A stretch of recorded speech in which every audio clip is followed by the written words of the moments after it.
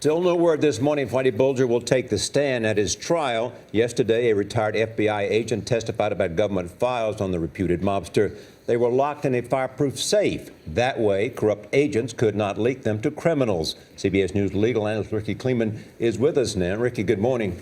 Good morning. So the defense starts its case. This week has been the defense case, and it was great to be in the courtroom and see what would happen when the tables were turned.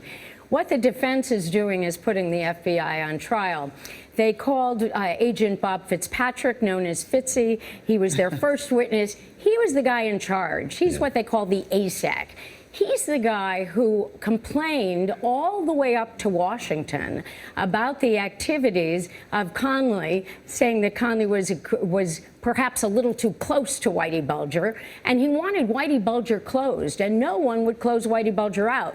Problem was, on cross-examination, he looked to be a bit of an exaggerator, that he took a lot of credit. So if you look at the hierarchy, you had Fitzpatrick at the top, maybe going up to headquarters in Washington. Under him, corrupt supervisor John Morris. Under him, corrupt agent, FBI agent John Conley, and next to them, Whitey Bulger. And we still don't know if Whitey Bulger is going to take the stand. What do you think is going into the process as to whether he will testify or not? Well, I think there are two things happening here. One is, do we think about this trial as a win or lose? If we look at it that way, then we've totally missed the boat.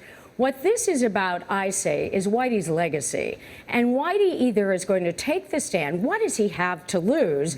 What happens if he gets questions from the prosecution that want to show that perhaps he was an informant all the way back to the 50s, and he says, I don't want to answer that? Or he looks at you and smiles. What's the judge going to do to him? The judge can't do anything more. So Whitey could be the mastermind by saying, what I want, doesn't matter if I'm found guilty, just let me say my piece.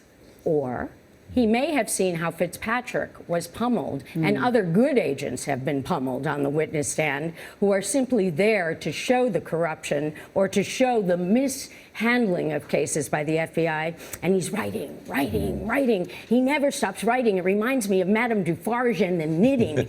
So perhaps he's writing a book.